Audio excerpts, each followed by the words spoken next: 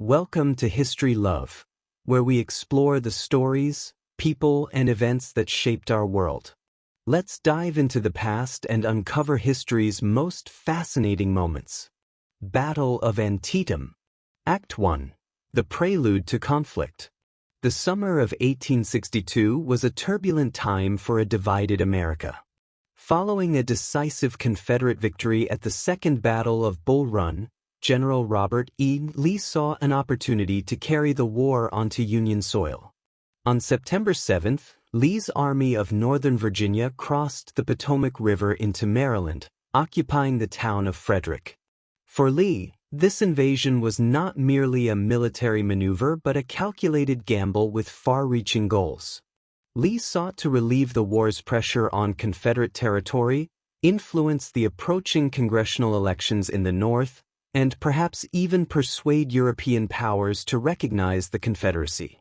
Additionally, he hoped to sway Maryland, a slave state still loyal to the Union, to join the Southern cause. But before these lofty ambitions could be realized, Lee faced a critical threat: the Union garrison at Harper's Ferry, strategically positioned to disrupt his supply lines through the Shenandoah Valley. On September 9th, Lee issued Special Order 191, outlining a bold plan. His army would divide into 3 columns.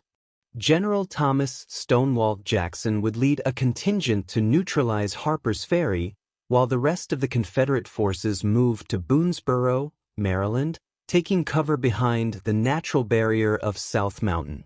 Once the Union threat was subdued, Lee intended to reunite his army and push further north into Pennsylvania. But fate had other plans for the Confederate general. Act 2. The Discovery. As Lee's army advanced, the Union Army of the Potomac, now commanded by General George B. McClellan, was in pursuit. On September 13th, Union soldiers made a stunning discovery near Frederick. Wrapped around 3 cigars was a copy of Lee's Special Order 191. This stroke of incredible luck handed McClellan a detailed blueprint of Lee's movements. McClellan, often criticized for his caution, now had a rare opportunity to strike decisively. "Here is a paper with which, if I cannot whip Bobby Lee, I will be willing to go home," he reportedly said. Armed with this intelligence, McClellan moved quickly to close the gap between the fragmented Confederate forces. The stage was set for a confrontation that would come to define the bloodiest day in American history. Act 3. The battle unfolds. At dawn on September 17, 1862, the first shots rang out near Antietam Creek, just outside Sharpsburg, Maryland. Lee's army, numbering about 40,000, was significantly outnumbered by McClellan's 87,000 troops. Yet, Lee positioned his forces skillfully, using the natural terrain to his advantage. The battle unfolded in 3 brutal phases. The Union launched its opening assault on the Confederate left flank, centered around a cornfield that soon became a killing ground. Waves of soldiers charged and countercharged, leaving the field littered with the dead and dying. By mid-morning, neither side had gained a decisive advantage. The fighting shifted to the Sunken Road, a natural trench that became known as Bloody Lane.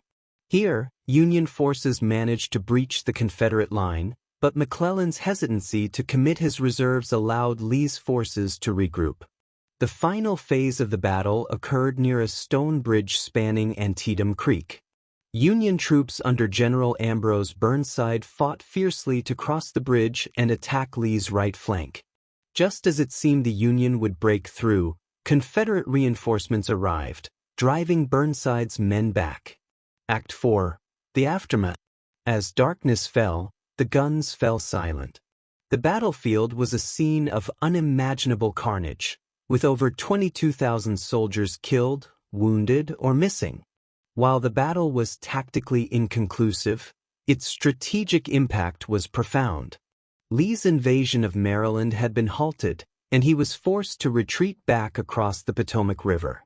For President Abraham Lincoln, the Battle of Antietam provided a long-awaited opportunity.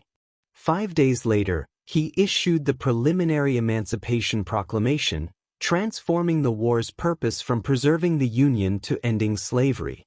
This shift discouraged European powers from supporting the Confederacy and galvanized the Union's moral cause. Though McClellan's failure to pursue Lee's retreating army drew criticism, the Battle of Antietam marked a turning point. It was a harbinger of the immense cost yet to come, but it also signaled a new resolve for a nation fighting to redefine itself. The storm of battle raged with unforgiving intensity after the Union's disastrous defeat at Second Bull Run. In the aftermath, President Abraham Lincoln, desperate for a shift in command, dismissed General Pope and placed the cautious yet calculating George B. McClellan at the helm of the Union forces. McClellan, methodical and deliberate, took the field on September 7th, but uncertainty clouded his every step. Not knowing Lee's next move, he advanced with the ponderous pace that had become his signature. Meanwhile, the brilliant but unpredictable Robert E. Lee, ever the master strategist, split his forces, moving swiftly and silently as he advanced with Lieutenant General James Longstreet to Hagerstown, Maryland, just 5 miles from the Mason-Dixon line. In the tense days that followed, Lee's invasion seemed almost inevitable, but the stubborn Federal garrison at Harper's Ferry gave McClellan more time than he expected, frustrating Lee's carefully laid plans. The clock was ticking for the Confederates, and Lee, now sensing his opportunity slipping away, began pulling back southward. Confederate scouts had reported the movement of Union troops, and Lee knew that McClellan, if he seized the opportunity, could divide and destroy his army. On September 13th, the winds of fate shifted. Federal troops pushed into Frederick, and the 27th Indiana Infantry stumbled upon a seemingly insignificant bundle of cigars. But inside lay a key to victory, Lee's Special Order 191. It was 4 days old, but to McClellan, it was a game-changing stroke of fortune.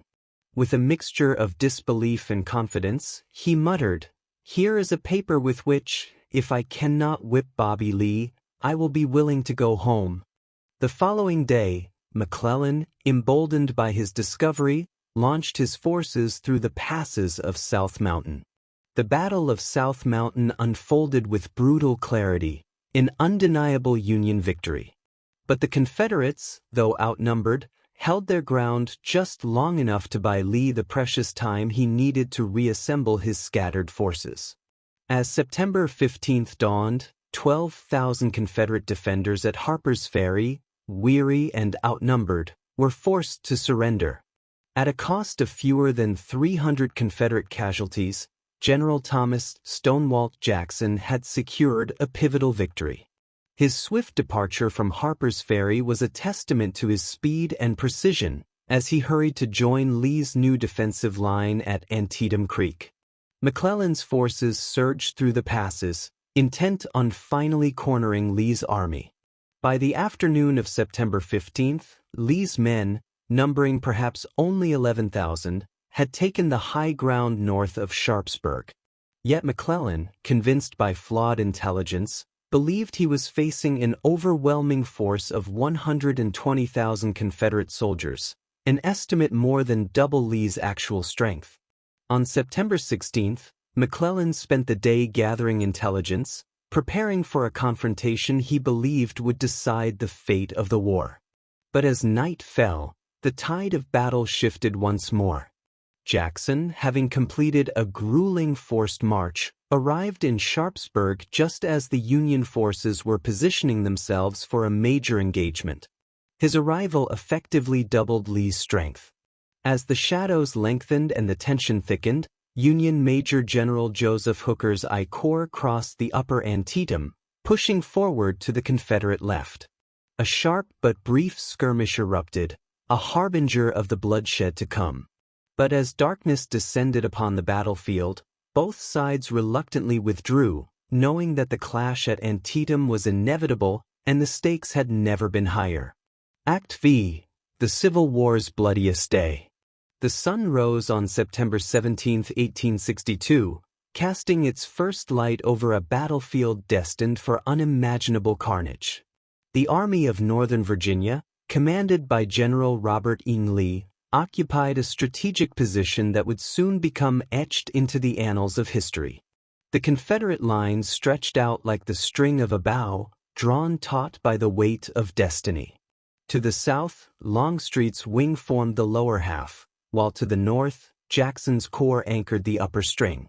At their rear, the mighty Potomac River acted as the bow itself, the town of Sharpsburg symbolizing the fingers of the archer, ready to unleash the fury of war. The right flank of Lee's position was shielded by the Antietam Creek, while the upper course of the stream marked the edge of the battlefield, leaving no room for retreat. In Harper's Ferry, A.P. Hill's division remained in the rear, but as the day dawned, orders came for Hill to march toward Sharpsburg, to rejoin the army with urgency. On the opposite side of the battlefield, Union forces prepared for the assault. The Union II Corps, commanded by Major General Edwin Sumner, and 12 Corps, under Major General Joseph Mansfield, advanced across the upper stream, while McClellan's left wing, under Major General Ambrose Burnside, ready to strike at Lee's far right.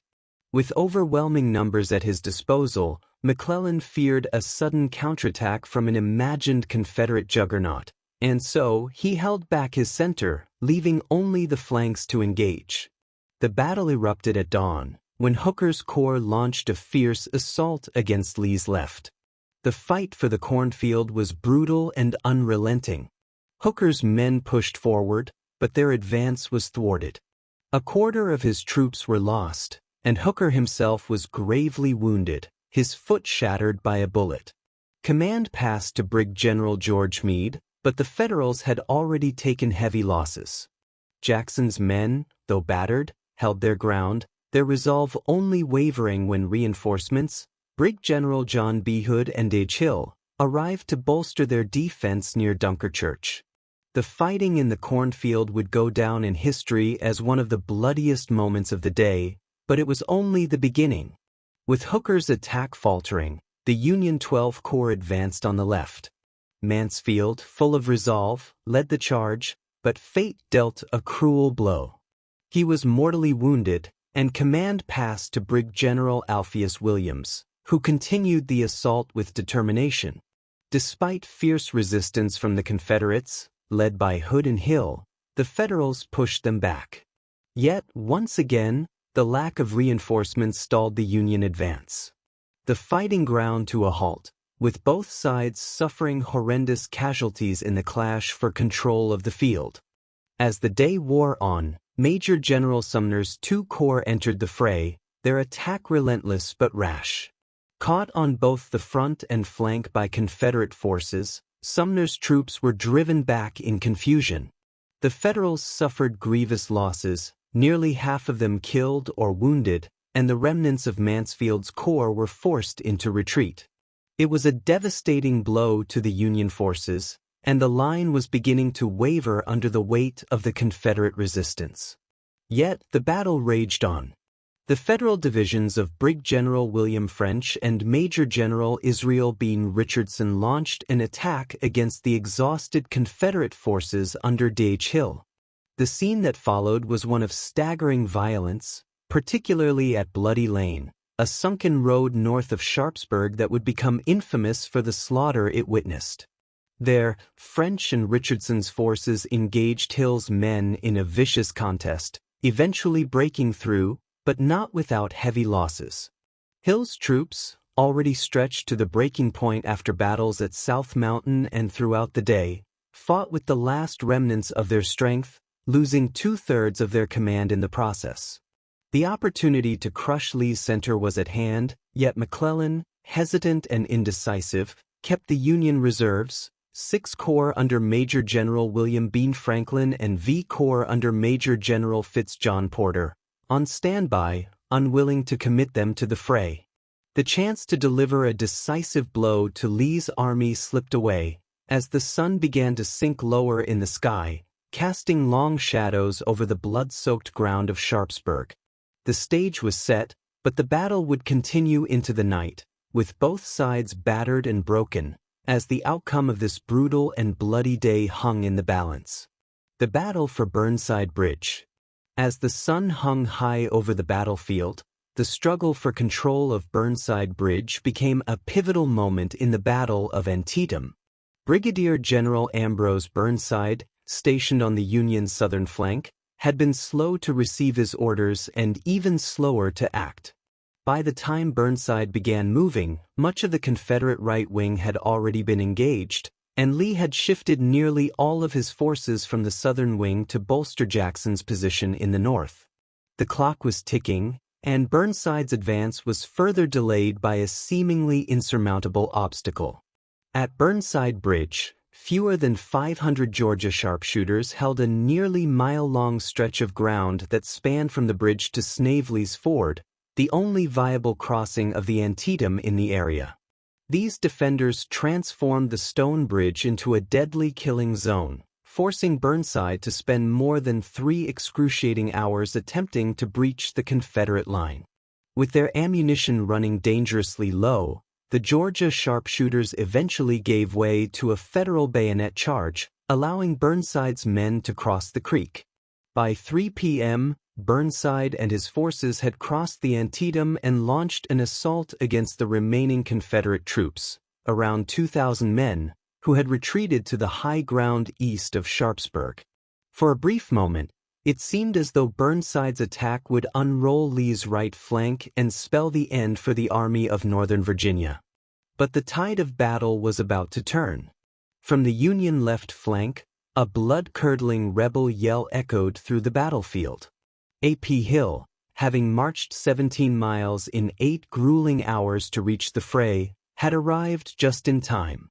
His men, replenished with ammunition and supplies from Harper's Ferry, struck with devastating force, and the Union soldiers, momentarily confused by their blue uniforms, hesitated. By the time they realized their mistake, Hill's men had shattered Burnside's advance. By 4:30 p.m., the Federal left flank was in full retreat. The Confederate counterattack had not only repelled Burnside's forces but had effectively ended the battle. Casualties and aftermath.